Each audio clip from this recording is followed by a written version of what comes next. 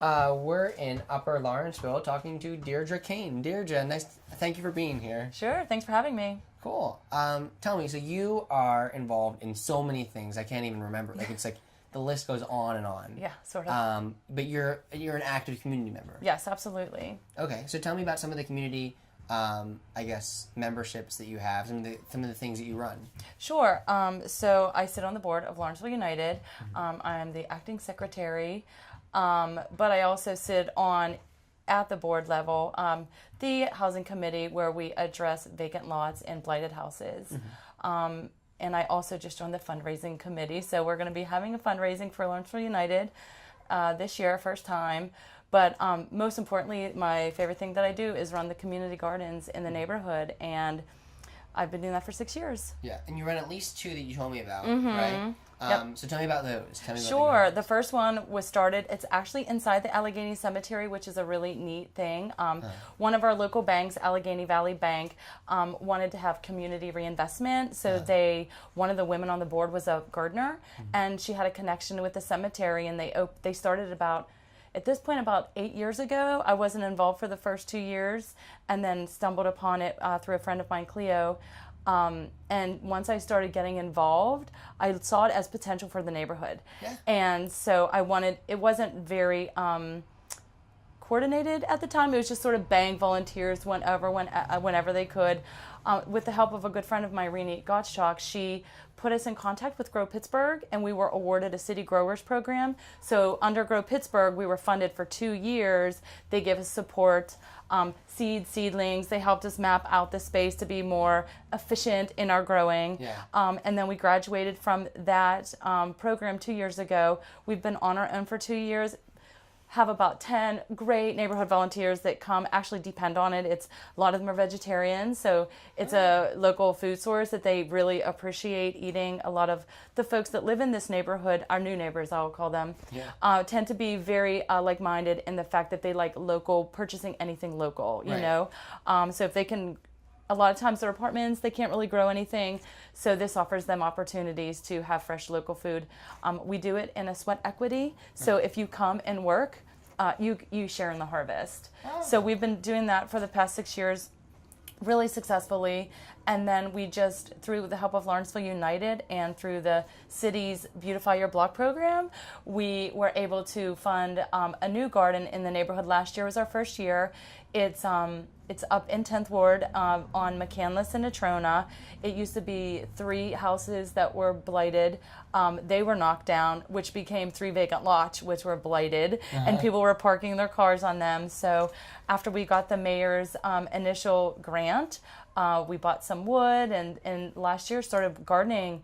And out of the all of these kids that live in the alleyway, in the alley, just came and started helping us. So it's a real kid-friendly, kid-centric garden, whereas the one in the cemetery is more adults, people just harvesting the food.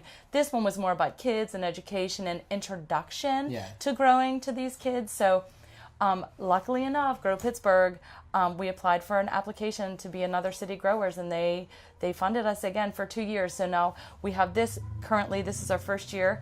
This week we'll be building 9 new beds, 12 by 3 beds, which will serve to feed the neighborhood and offer educational things for kids.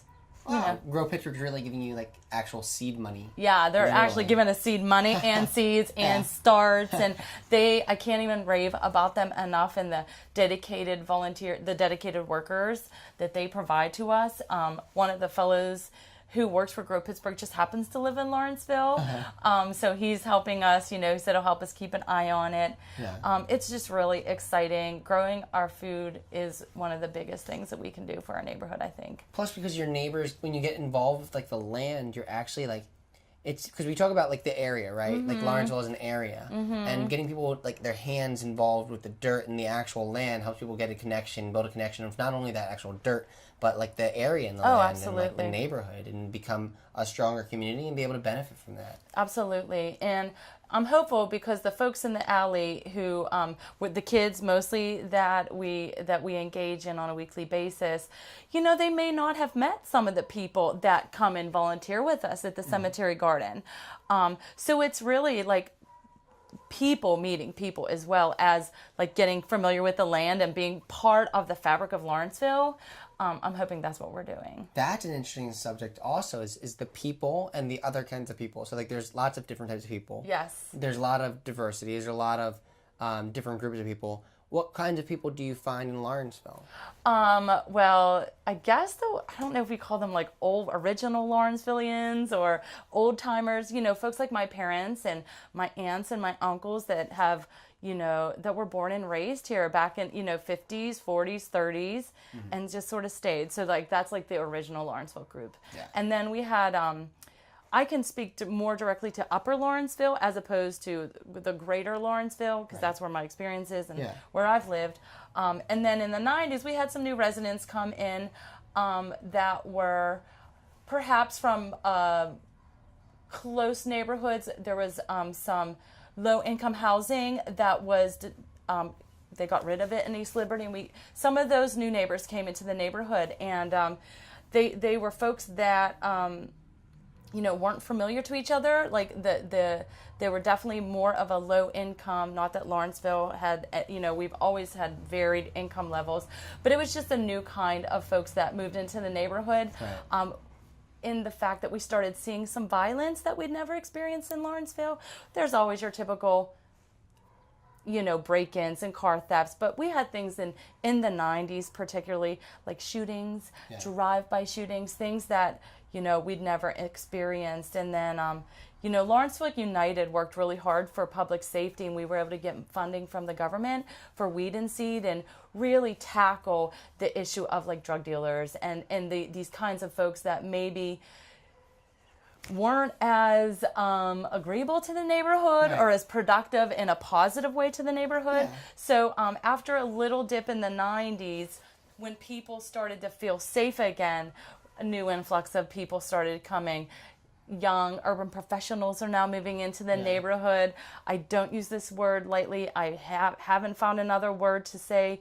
I'm going to say hipster. Right. I hate saying that word generally. Well, but felt the same way about young urban professional. People used to say yuppies. Yes. It used to people like, oh, I don't want to say that. But hipster, it means something. It's an age. Something. It's an age demographic, like in their 20s, people that are a lot of times in school or just graduated, willing to maybe live in the alley houses that had not been really some place that folks would want to move into. Right. So we just have all of those different groups of people living together in harmony at this point. And I feel very proud and very happy that we have a bunch of different colors and races and ethnic backgrounds. Like we had a big Somali group family, Somali Bantus moved into the Lawrenceville once there was a Catholic charity. So we have a varied group of people that live here. Yeah, and that sort of like reminds me of like the way that Pittsburgh used to be.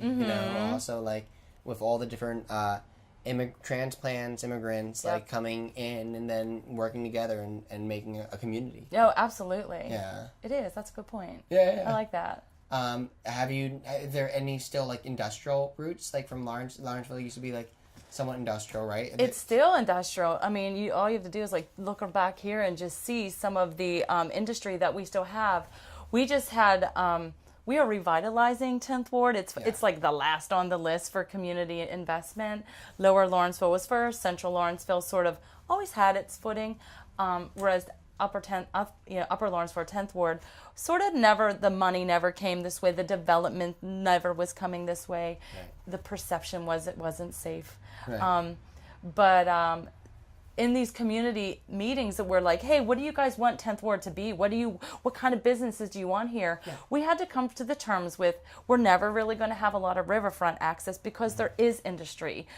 Barber Springs, they make springs like for railroad tracks. Yeah. They make a railroad, something else down along here. So there literally is industrial still here, and it's something that as a neighborhood we've accepted and realize it's just part of who we are. That's great. We're not going to have this sprawling vista along the river because there are jobs in the neighborhood that are there, and we wouldn't want to lose those jobs. No, not at all. And it's also part of your culture. Yeah, absolutely. So to be proud of. And both my grandparents worked in the mill. Oh, cool. I guess you could probably ask a lot of folks that were born and raised there.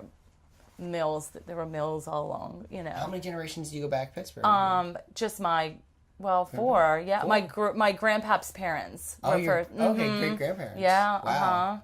Well, that's really cool. Yeah, and they all from Lawrenceville. Wow. Hence my deep roots. All right. Well, thanks for being on the show. Oh, sure. Thank you. This has been Upper Lawrenceville area, and it's been a pleasure talking to you. Great. Nice meeting you. Cool. Nice meeting you. Cheers.